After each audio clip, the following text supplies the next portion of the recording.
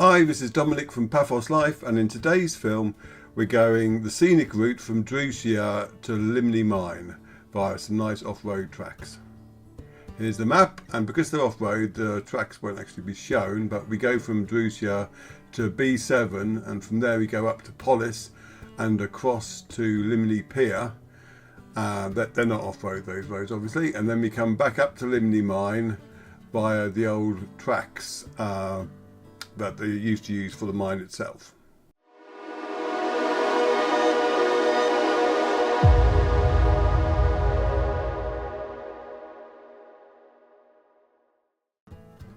So we're starting on the bottom junction from Droushia onto the Paphos to Polis Road. And when we get, what we're on now is called the Gravity Road due to some optical illusion I've never been quite sure about, but we'll be turning off here and hitting a farm track that will take us eventually down to the B7. Now this particular track I quite enjoy driving down, and there are some very pretty countryside on the way too, because I've flown my drone here a number of times, and there are places here where you can go for some really nice walks, but you have to go like a bit off piste basically. It's not very accessible, a lot of it. There is an old ruined monastery, which we'll see in a minute, and beside the monastery there's a church which I believe is still in use, but they've also built another church across the road from it, and for a while I couldn't understand why they'd done that, but it seems to have been turned into, I don't know whether it's a wedding venue or whatever, but they've done a good job of it now. I need to revisit it and have a look around again, because last time I explored the new one they're building, it was still being built. But yes, obviously the road here is nice and solid still, but it eventually gets more of a dirt track and a lot bumpier. But the scenery between Droushia and the B7 and all the way along up to Paphos and the B7 is some of the nicest you'll get in Cyprus, to be honest. I just love it up here, and it's so underused by most tourists that it's a real shame, because if you hire a car, and you have to hire a car because there's no point relying on the bus service to the villages if you're on a tourist timetable. But yes, if you hire a car, just go out exploring, and don't necessarily go on routes like this, because while this is okay, later on it'll get a bit unsuitable for a touring car. Anyway, brief interlude. There's the old abandoned monastery, and the new chapel is on the left. You can really see it, and there is still, as I said, a church within that monastery that's in use. Rather unfortunately meeting another car just as it's getting dusty, which means I have to drive through all their dust, but it doesn't seem to have affected the cameras that much.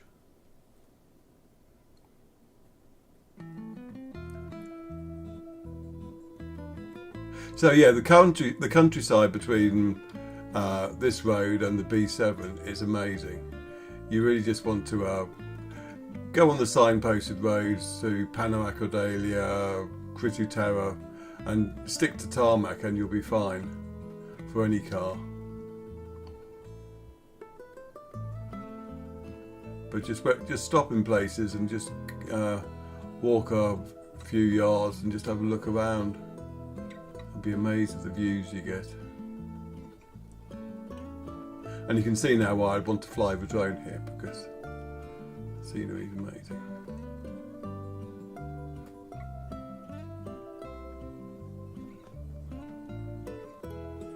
Now just up here on the right's a little plateau, and it's actually for sale, believe it or not. I know this because on my last drone flight film, the guy who was selling it posted a little thank you note saying it was help him sell it. So hopefully he found a buyer for it. It'd be a lovely place to have a house, I have to say. There used to be an old monastery stroke church or whatever on top of that as well, but it's no more. road deteriorates a bit now.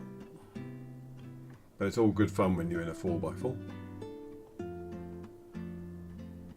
You can see signs of a fire on the left.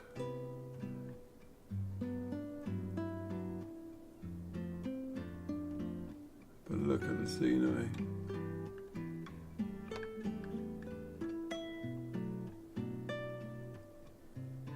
And you'd be amazed how different it all looks if you do this journey in February or something like that. The whole area is just complete green.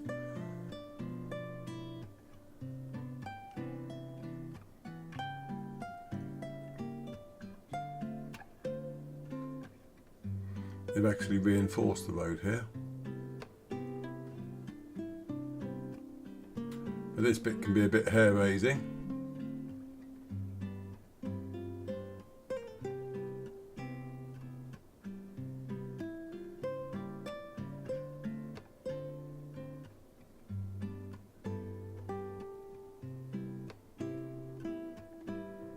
There's a lot more hair-raising if you're actually in the car, because you can't see over the ridge there. In the car it just looks like you're going past a sheer drop. Now eventually this track will go down to the road that leads to the Chrissy Hoo Green Point, which is always worth knowing.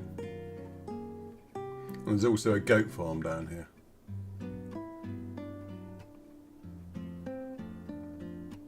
And the reason I pronounced it Chrissy Hoo was because I asked our Cypriot neighbours how it was pronounced, and that was what I was told.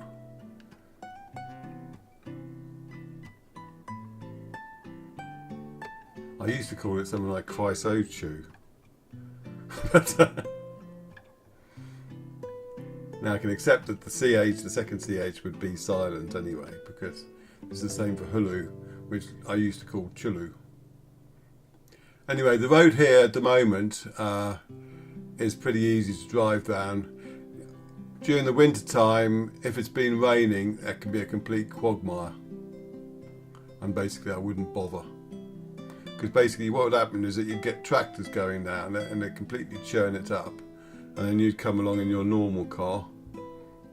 And you'd either get stuck because of the ridges formed between the wheels of the tractor, or you just get bogged down in lots of mud, and which is a real bugger to have to dig yourself out of.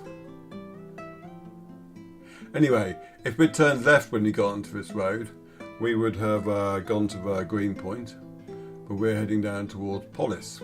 Now on the right here, fairly soon, there is a track, and it used to be able to take you all the way down the valley to below where we were when I think it was that one there, below where we were when I was talking about flying the drone and the land for sale. But I tried doing that earlier on this year, and it seems to be fenced off now. So the farmer who owns the land is obviously using it for crops again. But it was a shame, because it was a handy way of exploring the little gorges and what have you that line the area. I need to find new routes. But at the moment it's far too hot for anything like that anyway. I could have turned left there, indeed I actually wanted to, but I missed the turning, so I ended up going this way, which will take me onto the B7. If I'd gone that way, it'd have been an off-road route to Polis, though it's a fairly tame off-road route as off-road routes go. But there is an interesting water feature along the route, but only interesting because of the amount of water that's still running there, even in the middle of summer.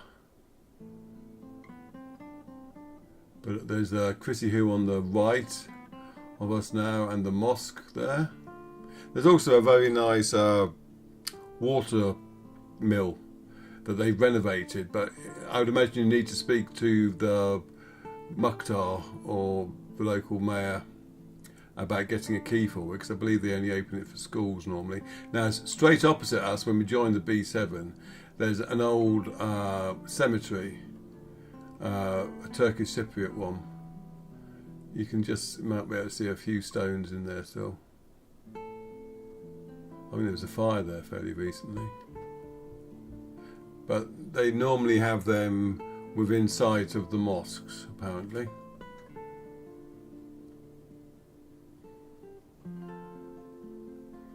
Now we're on the B7 heading into Polis.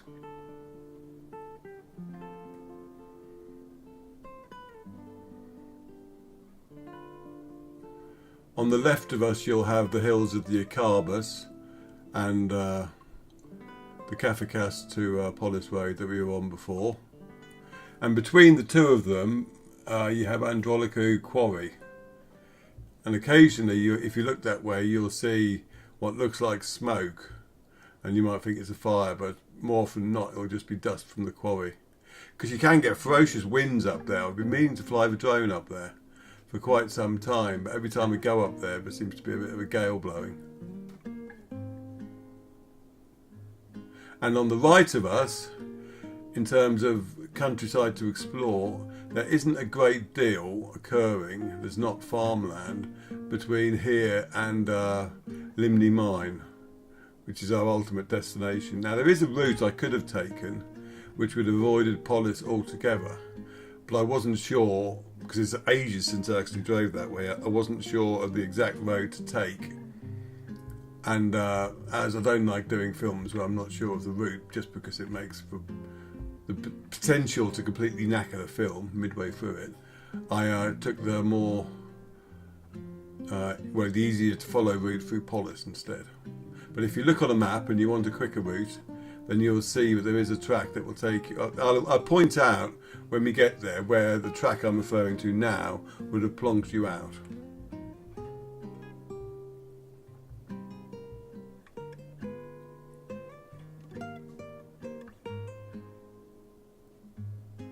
Now entering Polis itself, there seems to be more and more petrol stations appearing on the route. I mean, when we first moved to Cyprus, it was a real issue outside of Paphos, city itself, and the south coast, about where you could go to get petrol, because there were so few petrol stations. But there's a lot more of them now. Sometimes you think there may be too many, because it's a Cypriot tradition of where if you stick a business venture somewhere, then you get another couple appearing right next to it. There's a nice mural that was painted a couple of years ago. It's the same with coffee houses. If you go up to Yulu, there used to be, I think, one coffee house on the main road in the village, and now they're 3, and a 4th one's appeared just below the village. And in the village itself, there's probably a couple of coffee houses, shops, sorry. Cypriots do like their coffee.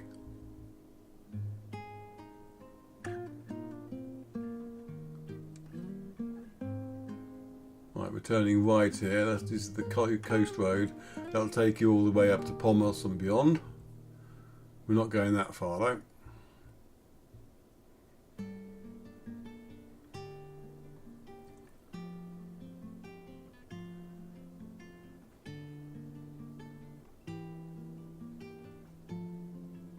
There's a town hall on the left,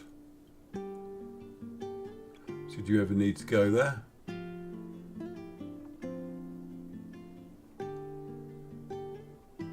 And if you turn left here, you'll be heading back into the centre of Polis and the campsite and the hospital. But we're going straight on.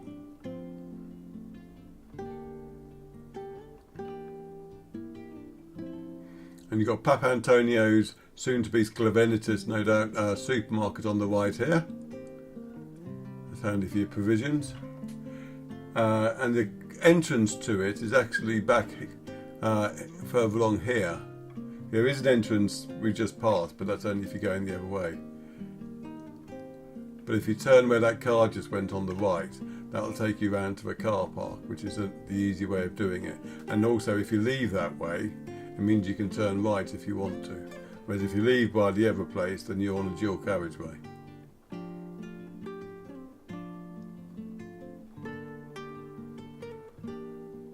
There's a few more shops and restaurants to go.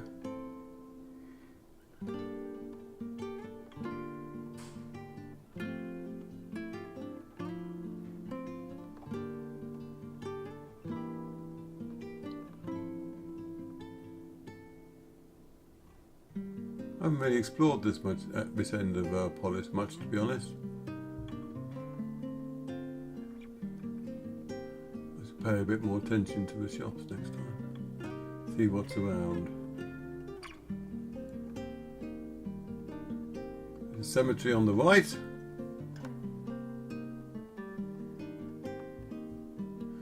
And we're now leaving Polis, and the next village along the way will be Argaka. There will be numerous villas and complexes before then, mostly on the left.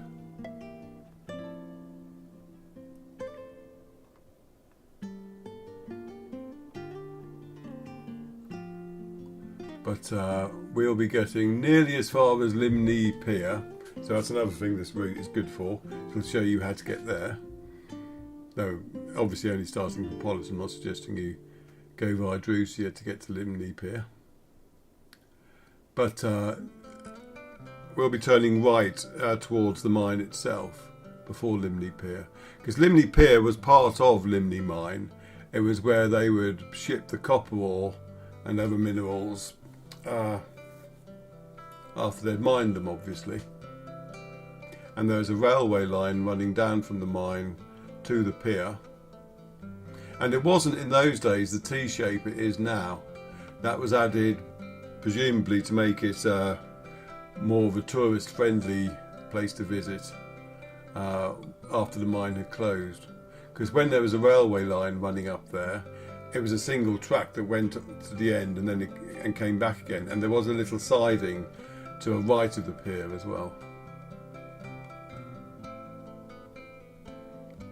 And they got rid of the rails in true Cypriot fashion. They just seemed to lob them over the side of the pier, and they're actually a couple of 100 metres down the shore. You can't see them because they're underwater in the sea, but I found them once without realising what they were. I got all excited to start with because I thought I might have found an old abandoned railway and where would it have gone to, but then it occurred to me that that's probably what they actually were.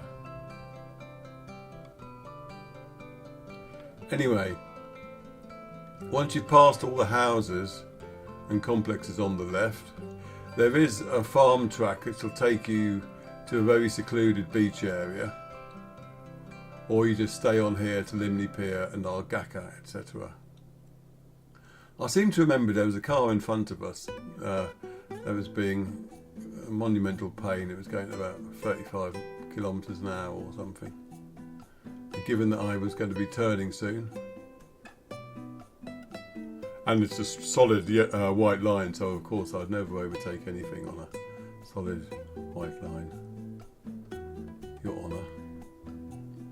I didn't bother overtaking it this time. Oh, I spoke too soon about the beach, by the way, because the farm track I was mentioning is after all the buildings, and we're seeing some more buildings just here on the left. This road is longer than I had realised. Right, see if I can get the spot for that farm track.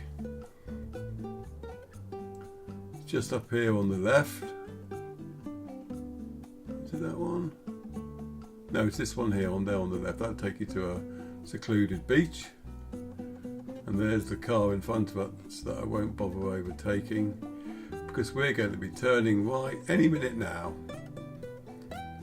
Now, when you drive up to Limni Mine, if you're doing so, you should be in a 4x4, or at least your own car. It's not a place to take a hire car. Also, there are buildings up here which, though they look run down, like this one on the right, are in use still.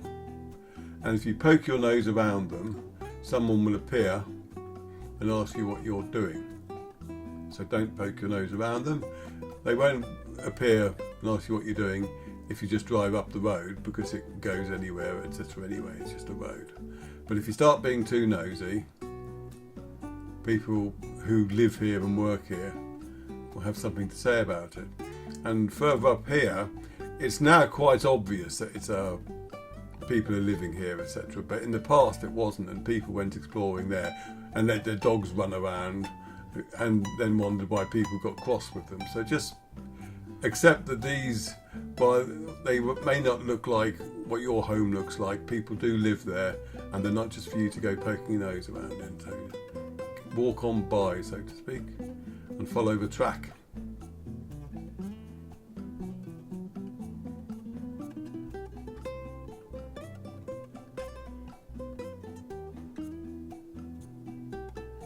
Yes, I'll tell you a bit about Limni Mine, or rather its closure. When it closed, it was going to be converted to a golf course, from what I remember, or golfing resort. So they refilled a lot of the mine because it was a big open cast thing, presumably with rubble, etc., that they had put somewhere.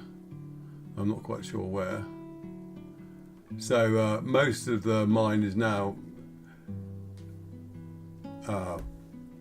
buried,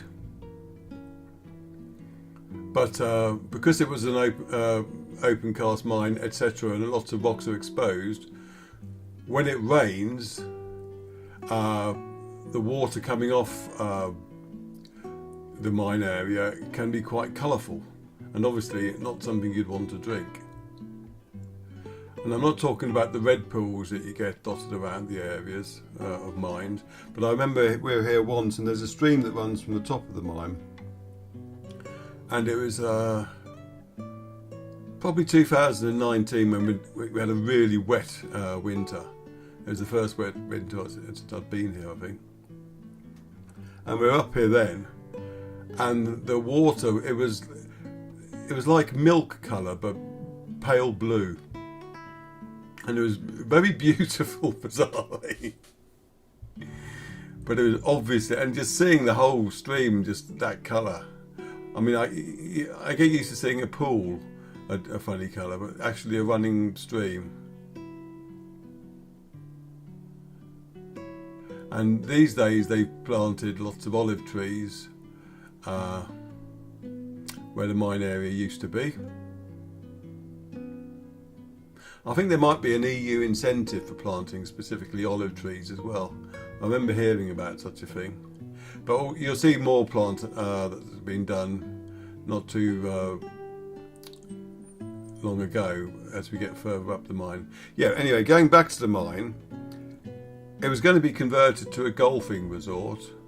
I believe planning permission had been given, etc., etc. And part of the arrangement for converting it to such a purpose was that they had to tart up Limni Pier itself and make that a tourist attraction, which they duly did, apart from the buildings that are there, which for some reason are still the old shacks that they always used to be, and they're not really fit for anything. But so the pier was tarted up, and plans were put in place for the area to be turned into this golfing resort, and then the company doing it went bust or something like that, and the bank ended up owning it, and eventually the whole project was shelved, I believe. I don't know what the future holds for it, but for now it's just a place where, I mean, I don't visit here very often, to be honest, but I love going here, especially right up to the top where we're going now, because the colours are phenomenal. And you can also, like in the slag heaps dotted around the areas, you can go through the rocks there. There's not very big ones, but you can crack them open with a hammer, and you'll find little pockets of air bubbles that, like, however many years ago have formed, and inside them there'll be these tiny little crystals. It's not something you could ever, like, sort of take to somewhere and say, how much is this worth? Because they'll probably just throw it at you until you get out. But it's fascinating to actually look at them. But I wouldn't do it at this time of year because you'd melt. There are on the left, I think, just there, some old buildings which I featured in previous articles. I think what I'll do also is, like, in the description to this film, I'll put in links to the various blog articles that I've written in the past on Limni Mine, including my little crystal hunting ones, because that will show you a bit more information. Now we're going left here. That was the stream on the right, where that bridge was, which would where the water went bright blue. Now we're going up to the mine itself. There was a gate in the past back there which was locked shut, but these days it's kept open.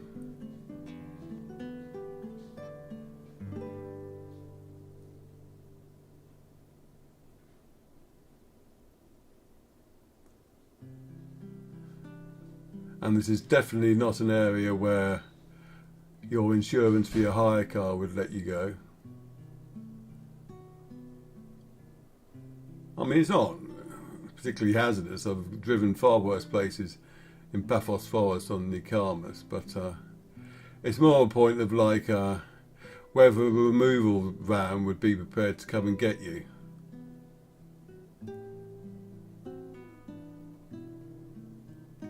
If you got a puncture and you couldn't repair it yourself, for instance. Now you might think, well, of course I can repair a puncture, but sometimes you get a hire car, we've had them in the past, and you've gone to repair the puncture and there's been no spare wheel and stuff like that, and so you're completely buggered in situations like that. And when we got our first car in Cyprus, they had recently replaced the wheels, but the bolts they used on the wheels were different than the one, what you call it, the thing you use to take the bolts off. You can see what a mechanic I am.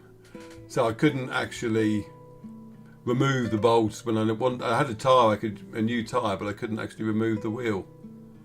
So we had to get someone out in that instance. And we were between Limassol and Paphos then.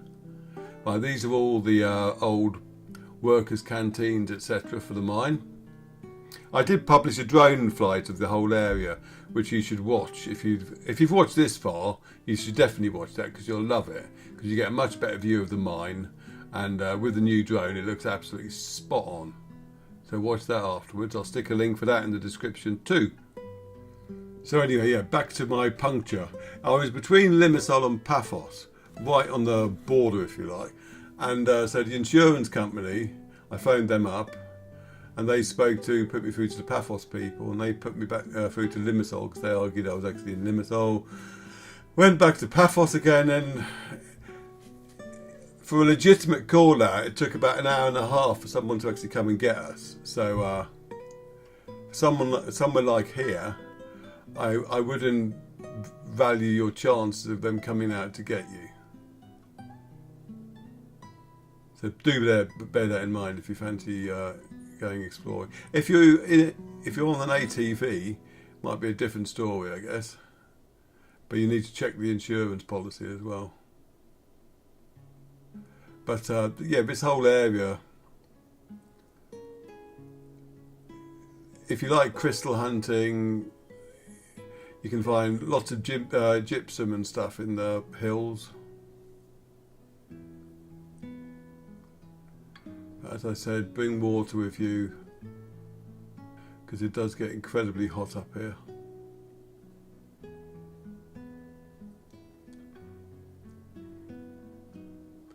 But we're nearly at the end now, because I know this has been a long film.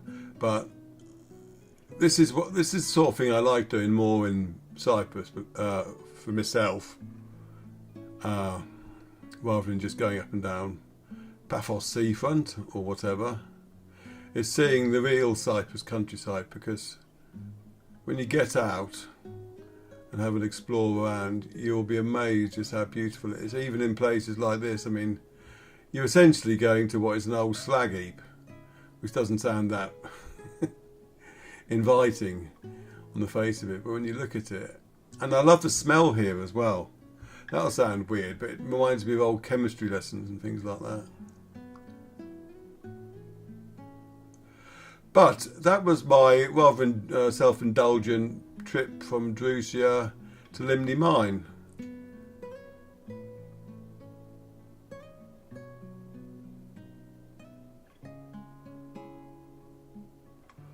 Always there's a tricky bit at the end there, which I took nice and slowly, which is the best way to do anything if you're not sure about.